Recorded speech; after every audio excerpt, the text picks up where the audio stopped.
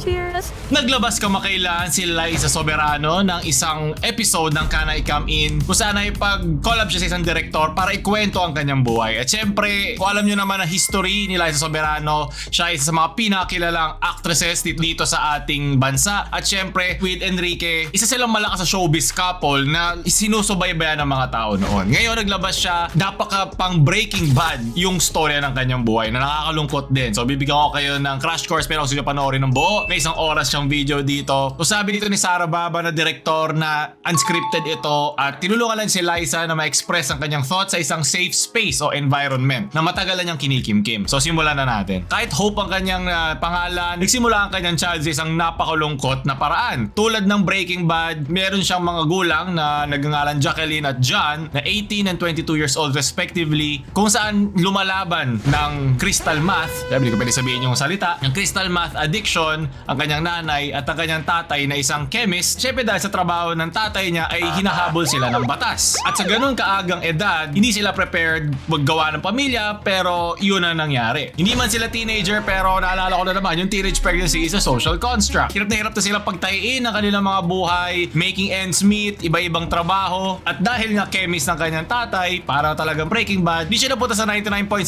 purity ng ganong klaseng trabaho kaya nasama siya sa mga illegal na activities at pag-hold ng firearm. At habang tumatanda ang kanyang edad, humahabol din ang criminal record ng kanyang tatay. Production ng drugs, hawak ang mga illegal firearms, pagbabiolate ng restraining order at dahil doon siya ay na-deport. At dahil doon, naging single mom ang kanyang nanay kung saan mas lalo pang downward spiral ang addiction ng kanyang nanay dahil mag-isa na nga lang siya nagtataguyod kay Liza at ang kanyang kapatid. Ngayon, napapalibutan na siya ng trauma, neglect at syempre takot na baka habulin sila ng mga dating nakatrabaho ng kanyang tatay. Kala mo ba nakakalungkot yun? Mas malala pa ang mga pagdadaanan natin. Di ko lang kung performative masamang loob magnet ng kanyang nanay pero meron na naman siyang nakarelasyon na ang pangalan naman Michael kung saan nagnakaw si Michael na isang minivan at kinidnap sila. Kasama yung nanay at yung kanyang batang kapatid. Siyempre nagkakaroon siya ng mga Vietnam flashback pag kinakwento niya to kaya sobrang vivid ng mga memories. At minsan pa nga ay sinubukan pa niyang tumakbo doon sa puting van. Alam ko naging joke dito sa Pilipinas yung mga nagkikidnap sa puting van. Sa kanya talagang pinagdaanan niya yon. At dahil doon, lalo lumalala at nagiging mas physical at volatile itong si Michael. At sinabi pa nga daw sa kanya dati na paluin mo ng upuan itong kapatid mo para tumahimik at syempre ayaw niya. So ang ginawa ni Michael ay pinalo niya sa ulo itong si Liza para sumunod. So eventually nagising ang kanyang nanay at tumawag ng pulis pero syempre by that time napisikalan na din sila, nasaktan na din sila at dahil doon aresto si Jacqueline at si Michael at ngayon nasa police custody na sila magkapatid. Kung kala mo ba nakatakas na siya? Hindi! Palala lang to ng palala. At ngayon naman parang ako nanonood ng movie na alam mo yung kay Snow White, diba nagsimula tayo sa Breaking Bad, ngayon naman Snow White, sa kanyang foster care, siya ay napunta naman sa isang tao na hindi handa at hindi mabuting tao para mag-alaga bilang isang foster parent. Nalala ko lang isang monster kasi meron, magkapatid din silang dalawa eh. At sila ay lipat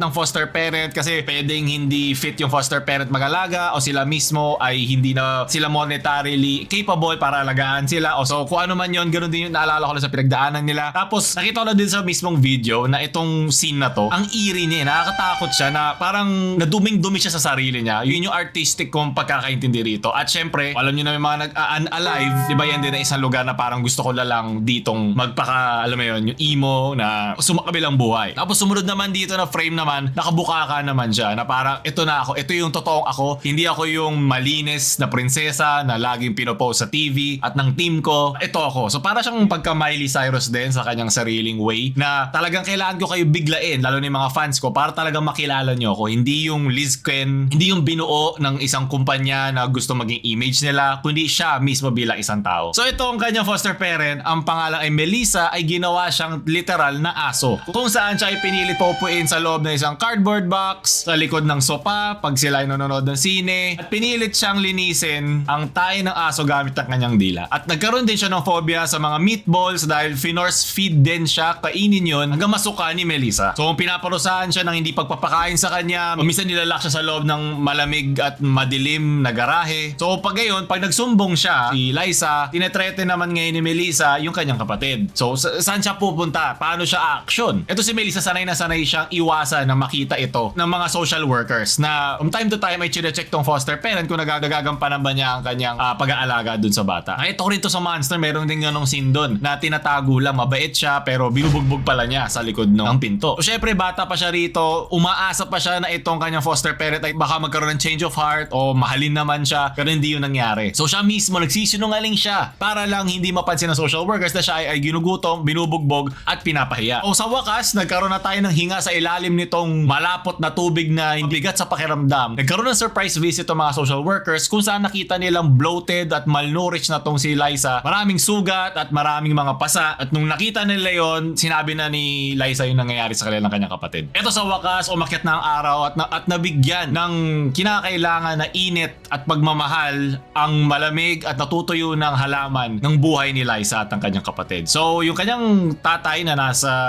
presinto sa United States ay gumawa ng paraan para ma-adapt ng kanyang tatay, which is yung grandfather niya, at ng kanyang stepmother. Itong paternal grandparents niya ang tunay na nagbigay sa kanya ng unang feel na tao siya, na minamahal siya. At hindi lang yon, meron din mga magagandang trabaho ang mga kanyang grandparents, kaya nagkaroon din siya ng material security na buong buhay niya, di ba, kung siya ay tumatakbo sa puting ban, lipat-lipat ng bahay, kahit kailan hindi niya naramdaman yung material permanence na meron akong uuwian at meron akong sa akin. Ang nakakalungkot lang doon, at ito rin talaga ang epekto ng trauma sa isang tao, ay kahit ginaganon siya ng kanyang addict na nanay, ay hinahanap pa rin niya yung pagmamahal at approval na matagal na niyang hinahabol doon kay Jacqueline. At dahil doon, excited pa rin siya pag may mga visits yung kanyang nanay para kamustahin siya at ang kanyang kapatid. Nung nagkasakit na kanyang Filipino grandfather at kinakailangan niyang umalis ng trabaho, doon na nagsimula ang financial pressure sa kanya. At dahil doon, napilitan silang ipadala si Liza. At syempre naging culture shock ang kanyang pagdating sa Manila at tinawag siyang Hopi. At syempre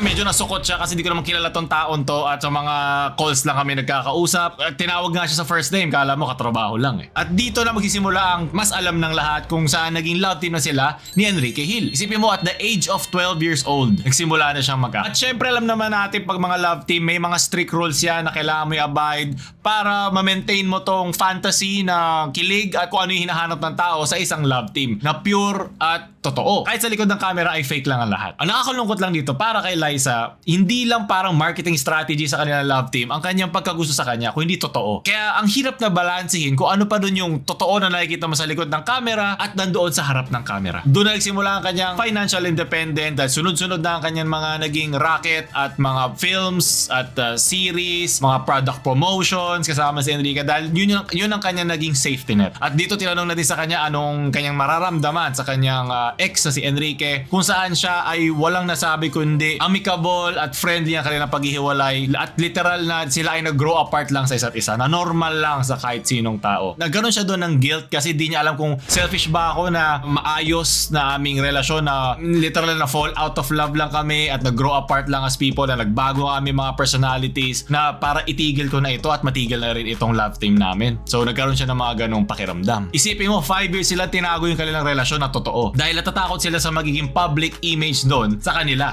na parang alam mo yung parang talaga bang sila o hindi na feeling na hinahabol ng mga tao tulad nung sa Aldab, di ba? Ganon din siya at alam nyo naman gaano kalakas ang love team dito sa Pilipinas to the point na pati mga matatanda naniniwala na merong anak si Alden at si Maine Mendoza. So isipin mo na lang kung gaano katindi ang ating parang pag-worship sa mga ganong klaseng love team at nakuha niyo yun at an early age din. Isipin mo na lang yung pakiramdam na totoo naman yung relasyon nyo pero ayaw nyo sabihin. Isipin mo na lang anong klaseng public pressure at burden yun sa kanila na wala namang mawawala sa atin, diba? So ibig sabihin nung nandun sila, kung wala kayo sa kanilang sapatos, ibig sabihin yun ang pinaka-natural na paraan para maging private na lang itong natitirang totoo sa iyong buhay. At naiintindihan ko kasi ako din, private din ako eh. Alam nyo yan, di ba?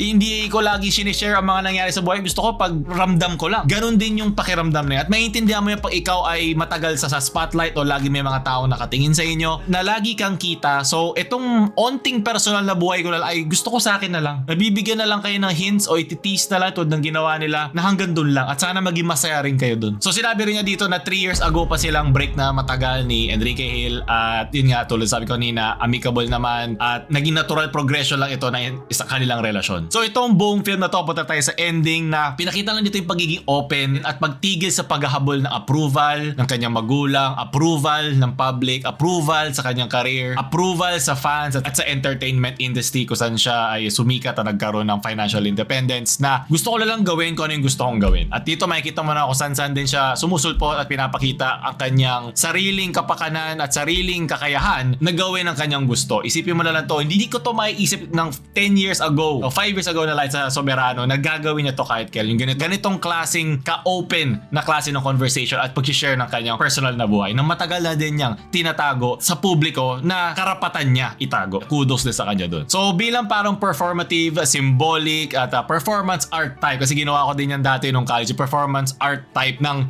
pagle-let go at parang final message sa kanyang mga naging abuser, sa kanyang mga na-experience, yung first love niya na si J.A., lalo na tong kupal na Melissa, yung sa kanyang nanay, kumakain siya ng cake na parang sinaserve ko tong cake sa inyo para maka-move on na ako at nakuha niyo man tong piece ng cake na ito ay mayroon pa ako natitira para sa sarili ko. At sinabi sa kanyang closing message na ang self-love ang pundasyon ng mas magandang buhay, na mas mamahalin mo ang sarili mo. Huwag kayong magtotolerate na abuse, mahalin nyo inyong sarili, mas maging mabait ka sa sarili mo, at umalis kayo sa mga sitwasyon na alam nyo ikasasama nyo kahit natatakot kayo na ma-change ang status quo o parang maalog ang barko para lang mapasaya lahat ng tao. Huwag kayong maghabol ng approval at mag-seek ng acceptance sa ibang tao. I-accept mo muna sarili mo. Huwag lang sa mga criminal activities tulad ng kanyang naging father figure. Dahil din sa kanyang pag-open up ay pinapangako niya na hindi na niya ipaparamdam na mas maliit o paliliitin pa niya ang sarili niya para lang sa ibang tao at maramdaman na mas inferior siya sa kanila. At yun, at sa dulo na kayang story, pinakita din ni Liza na sa likod ng kumikinang-kinang na buhay na pinagdaanan niya para maabot yun. Yung pagsisimula dun sa kanyang childhood abuse at instability hanggang sa kanyang financial at mental stability, pinakita niya na pinili din niya ang kanyang sarili hanggang meron pa siyang oras. At sana yun din na naramdaman niya sa kanyang kwento. Comment nyo down below inyong mga pinagdaanan na parang tulad na kay Liza para alam nyo din na may mga taong nakakaramdam sa inyong pinagdadaanan at pwedeng-pwede ka pa rin magkaroon ng magandang buhay, isang buhay na magiging proud ka at may enjoy mo. At doon tatapos sa ating ano tong video natin ngayon, parang video essay review ng buhay niya. At sana kung gusto pa ng mga ganito, alam ko iba to sa mga usual natin. Comment nyo lang down below at i-like nyo yung video para alam ko at Paulo lang mamaalam.